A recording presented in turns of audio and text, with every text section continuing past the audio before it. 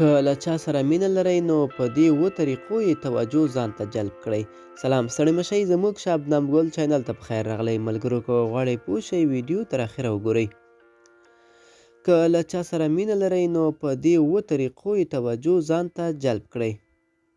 لومړی د مخونکوس د شخصیت په اړه ځان پوه کړئ. د هغه له ذوق، خوښیو او ناخوښیو څیزونو ځان خبر کړئ. دغه شان معلومات له تاسې سره مرسته کوي چې په ځان کې کوم بدلونونه راولئ تر څو په مخونکوس تاثیر واچوئ او توجه یې جلب کړئ. دوه، له هغه کس سره چې خوښ مو دی داسې خبرې وکړئ چې نوې، خوندورې او جالبې وي. دغه خبرې باید دومره پیاوړې وي چې د هغه توجه پرې جلب کړی شئ.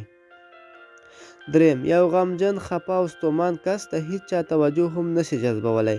په کار ده چې ژوندي، فعال او خوشحاله کس واوسیږئ تر څو په لومړۍ لیدنه کې د مقابل لوري علاقه‌مندي د ځان په اړه زیاته کړئ.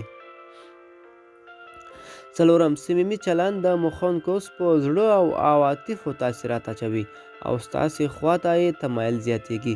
د خبرو پر وخت وخاندئ او مؤدبانه بحث وکړئ. پنځم، ډېر په نرمه خبرې وکړئ او د مخونکوس خبرو ته ښه په دقیق غوږ ونیسئ.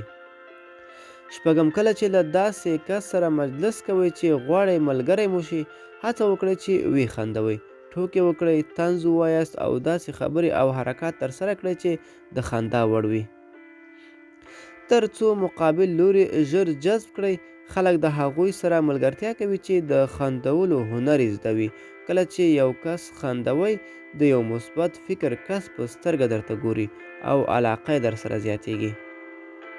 اووم، کله چې مو یو کس په ټوله معنا وپېژنده خپل احساسات سره شریک کړئ. په داسې کس چې باور نه پرې لرئ خپل رازونه مه ورته وایاست.